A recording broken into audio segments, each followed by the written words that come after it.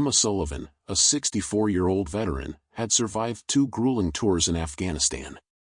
Her courage on the battlefield earned her a Purple Heart, but it also left her with something else: deep, visible scars that stretched across her face and neck, permanent reminders of the explosion that nearly took her life.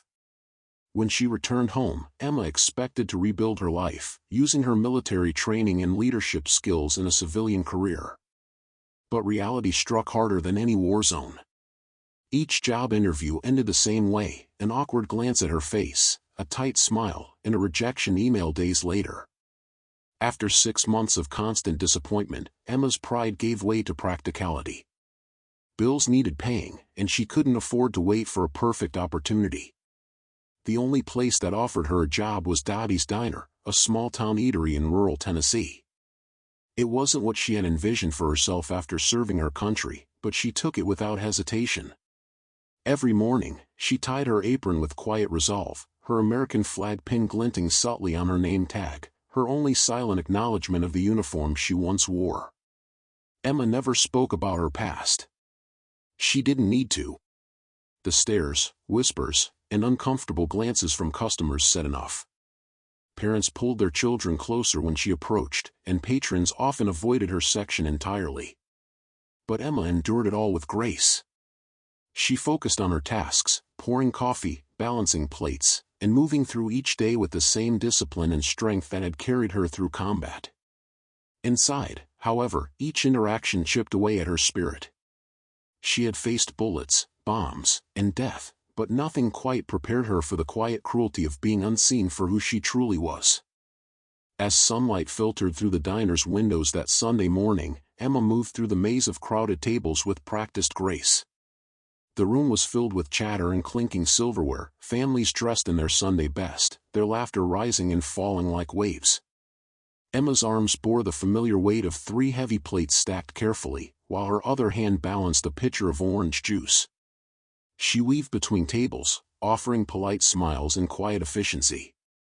It was a rhythm she had grown used to, one of quiet service and silent endurance. But as she leaned to place a plate of pancakes in front of a customer, the sharp sting of whispered cruelty struck her ears. Why would they hire someone who looks like that? Ruins my appetite completely. The voice was soft, but the words were sharp enough to cut. Emma didn't flinch outwardly, but her grip on the pitcher tightened, her knuckles paling. Inside, her chest hollowed. She blinked quickly, forcing the tremble in her hand to still. The orange juice inside the pitcher wobbled, a small tremor betraying the storm within her. Across the room, Dottie, the owner, stood behind the counter. Her expression, instead of offering support, twisted into one of disapproval, as if Emma's presence, her visible wounds, were the cause of the disturbance. Emma felt the weight of that glance like a burden added to her tray. Moments later, a small boy walked past with his mother. His eyes widened as he took in Emma's face, and without hesitation, he pointed and asked in a loud, curious voice, "Mommy, what happened to that lady's face?" The mother yanked his arm and pulled him along, her own face reddening. "Don't stare," she hissed sharply. "It's rude to look at people like that." The mother's words were meant to teach the child shame, but it was Emma who felt it most. She stood frozen for a heartbeat before forcing a smile, brittle and practiced. Inside, her breath caught. She closed her eyes for a moment and centered herself the way her therapist had taught her: inhale through the nose, count to 4, exhale through the mouth, count to 6. That rhythm had steadied her during firefights in Kabul. Now, it had to steady her here, in the middle of syrup-sticky floors and unforgiving stares. When the cook called out, "Order up for table 7, she moved quickly, gathering the plates and adjusting her name tag, which bore a tiny American flag pin, one of the few remnants of her identity as a soldier. But no one noticed. No one ever did. As she walked past table 5, a man waved impatiently. "Could we get some more coffee over here?" he barked. But when he looked up and saw who was coming, his face twisted in revulsion. He recoiled slightly, as if Emma's appearance were contagious. She said nothing, just poured the coffee and walked away, her spine straight but her heart sagging. In a brief moment of solitude, Emma ducked into the restroom and splashed cold water on her face. Her reflection stared back, scarred, pink, and puckered skin that pulled at her right eye and dimpled her cheek. She looked at her reflection not with shame, but with numb acceptance. These marks were a part of her. She had stopped seeing them years ago. But the world hadn't. Every stare, every whisper, reminded her of that.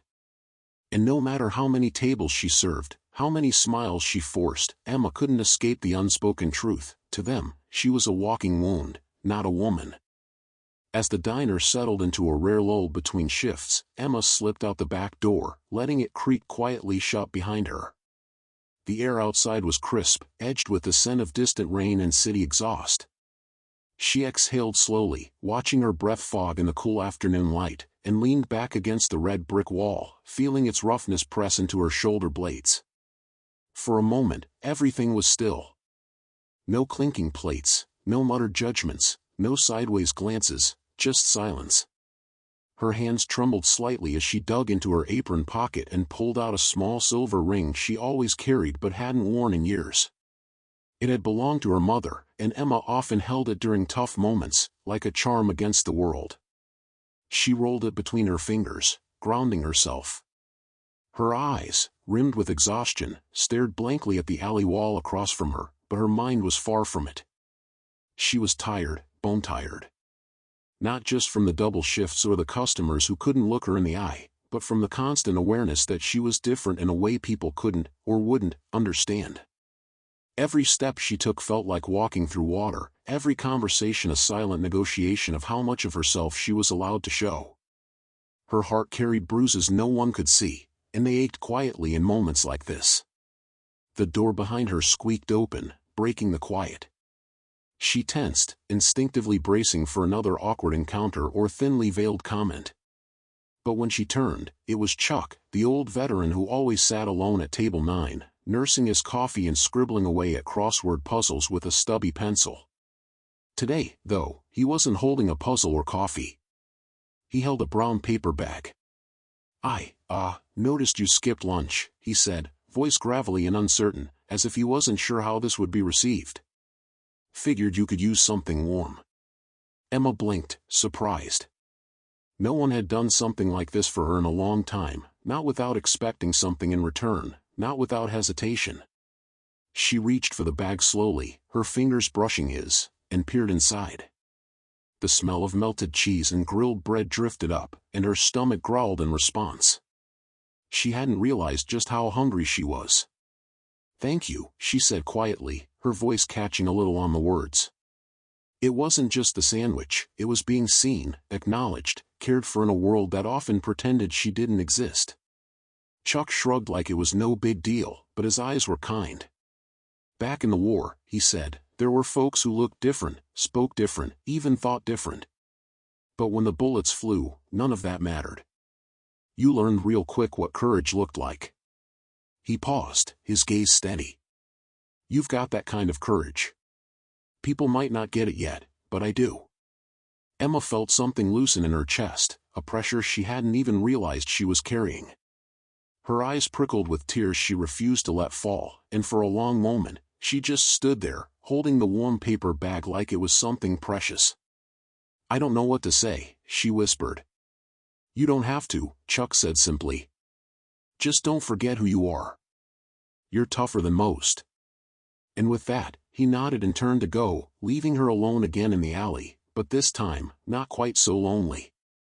Emma looked down at the sandwich, then back at the closed door, her heart just a little lighter than before. Maybe, just maybe, she wasn't as alone in this world as she thought. That night, long after the last customer had left and the neon sign outside had been switched off, Emma lingered inside the diner. The usual clatter of dishes and hum of conversation had faded into silence, replaced by the low hum of the refrigerator and the occasional creak of the old wooden floor beneath her shoes. The overhead lights cast a soft glow over the empty booths, giving the space a strange sort of calm, like the world was holding its breath. Emma moved slowly, almost deliberately, wiping down tables not out of duty, but to hold on to the quiet. Her body ached from the long shift, and her apron clung to her damp shirt, stained with coffee and bits of grease. Normally, she would be desperate to leave, to escape the smell of fried food and the weight of long hours. But tonight was different. As she passed table 9, Chuck's table, she stopped. Her fingers reached out, gently brushing the edge of the table as if touching a memory. He had sat there just hours ago, so ordinary at first glance. But now, she realized, he had seen her in a way no one else had. Her mind replayed his words, "Courage isn't always loud. Sometimes, it's quiet, like showing up, day after day, when the world's tried to erase you." A lump rose in her throat. Emma sank into the booth, right where Chuck had sat. For the first time in a while, she allowed herself to feel the weight of it all, the loneliness, the exhaustion, the quiet fear that she wasn't enough. That no matter how hard she tried, she would always be the girl with the wrong accent, the wrong look, the wrong story. But something about what he said had cracked that belief, even just a little. She stared at her reflection in the window across from her. The glass was foggy, but she could still make out her own face, tired eyes, strands of hair clinging to her cheeks, but behind it, something new. Or maybe something she had forgotten. A flicker of pride. Of strength. She thought of her first day at the diner, how her hands had trembled as she carried plates, how she'd flinched every time a customer raised their voice. How she'd swallowed her words, even when she wanted to speak. And yet she had stayed. Day after day. She had endured. Tears welled up, unbidden, but she didn't wipe them away. She let them fall, quietly, as if washing away months of silence. They weren't tears of sadness, not entirely. There was something else in them, relief, maybe. Or even hope. She stood up, tucked the chair in, and walked slowly toward the kitchen, turning off the lights one by one. The diner slipped into darkness, but Emma didn't feel afraid. She walked to the door, paused, and looked back once more. Something had shifted in her. A quiet defiance. A recognition of her own worth, fragile but growing. She stepped outside into the cold night, zipped up her coat, and for the first time in a long while, lifted her chin. She didn't know what tomorrow would bring, but she knew this: she was still here. Still standing. And somehow, that felt like enough. The next morning arrived quietly, wrapped in a pale mist that hovered above the town like a lingering dream. Emma stirred from her bed earlier than usual, not out of routine, but out of a subtle restlessness she couldn't quite name. Her mind still echoed with the memory of Chuck's eyes, steady, kind, knowing. There was something in his silence, in the gentle way he had seen her without judgment, that had stayed with her like a hand resting lightly on her shoulder. She stepped outside into the crisp air, her breath forming soft clouds before her. With every step toward the diner, her heart beat a little louder, not in fear, but in something else, something closer to hope. The streets were empty, save for the occasional rustle of wind-blown leaves, but to Emma, the whole world felt like it was listening. Unlocking the door to the diner, she paused for a second, her hand resting on the handle. This place, this small, creaky, fluorescent-lit space, had always felt like a cage. A place where she smiled because she had to, where dreams felt muffled by the hiss of coffee pots and the weight of exhaustion. But this morning, it felt different. It felt like a beginning. She moved through the opening rituals with slow, intentional grace. Wiping down the counters. Refilling the sugar jars. Setting the chairs straight. Each motion grounded her, reminded her of the power in small acts. This was her place, too. Not because it was glamorous or perfect, but because she was in it, present, real, capable. By mid-morning, the diner was humming with life again. Regulars took their usual spots, and the smell of fried eggs and toast drifted through the air.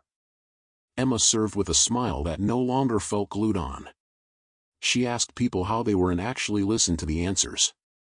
She cracked a joke with the cook. She refilled cups without being asked. And when a teenage girl with timid eyes came in alone and sat in the far booth, Emma approached her gently, placed a warm mug of cocoa in front of her, and said, "On the house, sweetheart." The girl blinked up at her, surprised. And smiled. It was a small moment, barely noticeable. But to Emma, it was everything. Later that afternoon, As the sun dipped into the horizon and gold spilled through the front windows, Emma stood behind the counter and watched the world. She thought about her life, the bruises it had left, the roads it hadn't taken, the dreams she once whispered to herself in the dark. But she didn't feel defeated. She felt alive. Chuck might never return. He might have simply been passing through, like a ghost sent to wake her up. But what mattered more was what he left behind, the realization that she had something to say, and that maybe, just maybe, it was time she started saying it. She wiped her hands on a towel, walked to the front door, and flipped the sign from open to closed. Then she turned back toward the diner, her diner, with a quiet strength in her eyes. She wasn't waiting for change anymore. She was the change. As night fell over the quiet town, Emma locked up the diner and stepped outside into the cool evening air. The stars above shimmered gently, scattered like soft promises across the sky. She took a deep breath, the kind that reached all the way down to her soul, and for the first time in a long while, she didn't feel trapped by the life she lived, she felt connected to it. She didn't have all the answers. Her past was still there, tucked into the folds of memory. The wounds didn't vanish overnight. But something had shifted. She had looked at her life, really looked at it, and chosen not to run from it, not to numb herself or shrink into the background, but to show up fully. To own her place in the world. Chuck Norris had entered her life like a spark in the dark, unexpected, and brief. But he had reminded her of something she had nearly forgotten, that strength doesn't always look like fists or fire. Sometimes, it's found in quiet resilience, in kindness, in the decision to keep going even when the road is hard. As she walked down the empty street toward home, Emma smiled softly to herself. Tomorrow would come with its usual chaos and demands, but she would face it with new eyes, and a heart just a little more open. She wasn't just surviving anymore. She was finally living.